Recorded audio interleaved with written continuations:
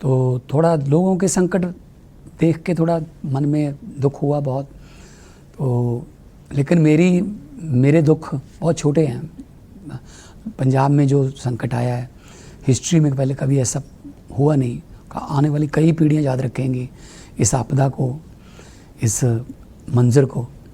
तो अभी काम ये करना है कि पंजाब को दोबारा उसी पटरी पे लाना है, और पंजाब आ जाता है इसमें। हिस्ट्री अगर पढ़ें हम तो पंजाब बहुत बार गिरा है, लेकिन पंजाब बहुत बार उठा भी है और बुलंद हौसलों के साथ उठा है। जी, पंजाब के इतिहास में भी आपने खुद बताया जैसे कि ऐसे फ्लड्स, ऐसी बाढ़ कभी नहीं आई पंजाब की हिस्ट्री में।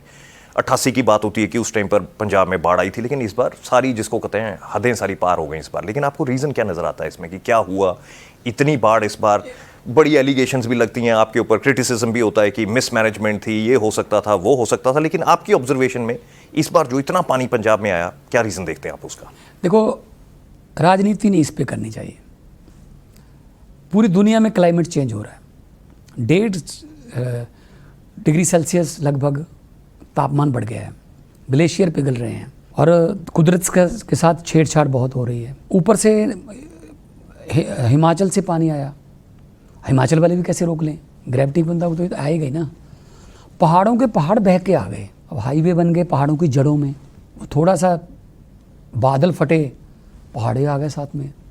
चेतावनी देने का भी टाइम ना उनके पास ना हमारे पास। तो डैम एकदम से ओवरफ्लो हो गया। तो बारिश यहाँ भी बहुत हो गई लोकल जो। तो इससे कई कारण रहे कि जिसमें रावी और ब्यास जो है वो पहले बहुत चौड़ाई में बहते थे, फिर ऐसे ऐसे उनकी चौड़ाई कम होती गई, पानी उतना ही है, ओवरफ्लो होते गए। सतलुज ने ज़्यादा नुकसान नहीं किया मालवा में, घग्गर ने बिल्कुल भी नुकसान नहीं किया इस बार। घग्गर का एक बूंद भी पानी ओवरफ्लो नहीं हुआ। तो रावी और ब्यास ने बहुत नुकसान, मतलब आसपास के गाँव में अजनाला से लेके अपना गुरदासपुर, सारा डेरा बाबा नानक, रामदास, फिरोजपुर, फाजिलका, कपूरथला, ये तो मतलब। विपक्ष, ऑपोजिशन ने कई सारी एलिगेशंस लगाई कि पंजाब में मिसमैनेजमेंट हुई, कि जो डीसिल्टिंग होनी चाहिए थी वो नहीं हुई, इलीगल माइनिंग हो रही थी, जो भाखड़ा डैम में से पानी छोड़ा जा सकता था, हरियाणा को जब पानी चाहिए था उस वक्त हरियाणा को पानी नहीं दिया गया। कांग्रेस वाले कांग्रेस कह रही है और बीजेपी कह रही है। जो BL वर्मा है जो केंद्रीय मंत्री, उन्होंने ये कहा कि यहाँ पर इलीगल माइनिंग बहुत हो रही थी, जिसके चलते जो तो नदियों का जो बहाव है, जो कटाव है, उसमें प्रॉब्लम हुई। हिमाचल में मिसमैनेजमेंट नहीं है। फिर हिमाचल से पहाड़ों के पहाड़ चल के आ गए। कहाँ गए पहाड़ों के जो पेड़ थे? पहाड़ तो बिल्कुल गंजे कर दिए। पेड़ कहाँ गए पहाड़ों के? कांग्रेस की सरकार थी तब भी एलिगेशन लगते थे कि ये खा गए पेड़। तो मतलब हिमाचल में बिल्कुल ठीक चल रहा है, पानी हिमाचल से आ रहा है। उत्तराखंड में मिसमैनेजमेंट नहीं है, वहाँ बीजेपी की सरकार है। भगवंत मान ही मिसमैनेजमेंट करता बस। ये कुदरत का मार है यार, इसमें क्या मैं हिमाचल जाके मैं पहाड़ लेके आया? कम से कम इस बात पे तो राजनीति ना करें ना। माइनिंग ये वो तिमकम का, कब हमने माइनिंग की? माइनिंग किसने शुरू की थी? माइनिंग के किंग कौन है? अकाली दल और कांग्रेस के बंदे, जिन पर इल्ज़ाम लगते रहे कि ये माइनिंग करवाते हैं, ये माइनिंग के किंग हैं।